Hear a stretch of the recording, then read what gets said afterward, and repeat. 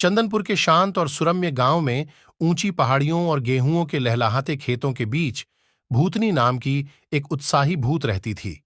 उन विशिष्ट भूतियां भूतों के विपरीत, जो अपनी भयानक कराहों और डरावनी उपस्थिति के साथ रात को परेशान करते हैं, भूतनी बिल्कुल विपरीत थी। उसके पास एक शरारती आकर्षण और एक चंचल स्वभाव था, जो उसे उसके अन्य साथियों से अलग करता था। हर रात जैसे ही चांद आकाश में ऊंचा उठता और तारे टिमटिमाने लगते, भूतनी गांव के बाहरी इलाके में अपनी जीर्ण शीर्ण हवेली से बाहर आती। अपनी पारभासी आंखों में एक उल्लासपूर्ण चमक और अपने भूतिया चेहरे पर एक शरारती मुस्कान के साथ वह अपने रात्रिकालीन साहसिक कार्यों पर निकल पड़ती थी। जहां भी उसे मजा और उत्साह मिलता था, वह उसे ढूंढती थी। हालांकि अपने चंचल इरादों के बावजूद भूतनी को अक्सर चंदनपुर के ग्रामीणों से डर और घबराहट का सामना करना पड़ता था।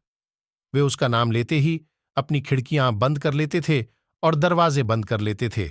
उन्हें यकीन हो जाता था कि वह अपनी भूतिया चालों से उन्हें परेशान करने के लिए निकली है। लेकिन भूतनी निश्चिंत थी।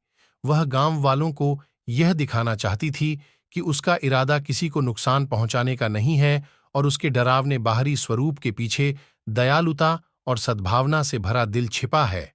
और इसलिए अपने भूतिया रूप में दृढ़ संकल्प के साथ भूतनी ने एक समय में एक दयालु कार्य करके ग्रामीणों का दिल जीतने की ठानी। एक चांदनी रात में, जब गांव अपने बिस्तरों में गहरी नींद सो रहा था, भूतनी पूरे चंदनपुर में खुशी और खुशियां फैलाने के मिशन पर निकल पड़ी।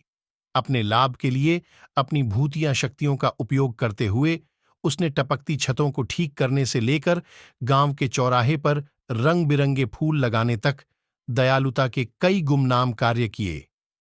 सबसे पहले ग्रामीण इन चमत्कारी कार्यों की अचानक उपस्थिति से चकित थे, लेकिन जैसे ही रहस्यमय भूत के बारे में बात फैल गई, जो गुप्त रूप से जरूरतमंद लोगों की मदद कर रहा था, उन्होंने भूतनी के लिए अपने दिल खोलने शुरू कर दिए।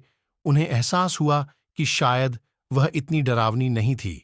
आखिरकार जैसे जैसे दिन हफ्तों में और हफ्ते महीनों में बदलते गए, पूरे गांव में भूतनी की एक मिलनसार और मददगार भूत के रूप में प्रतिष्ठा बढ़ती गई।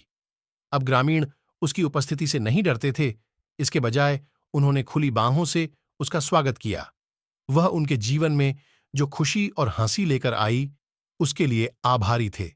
और इसलिए चंदनपुर के विचित्र गांव में, जहां पहाड़ियां हंसी से गूंजती थीं और खेत हवा के साथ नृत्य करते थे, भूतनी ने जीवित लोगों के बीच अपना स्थान पाया। दयालुता की शक्ति और उन लोगों को गले लगाने की सुंदरता का एक प्रमाण जो खुद से अलग है।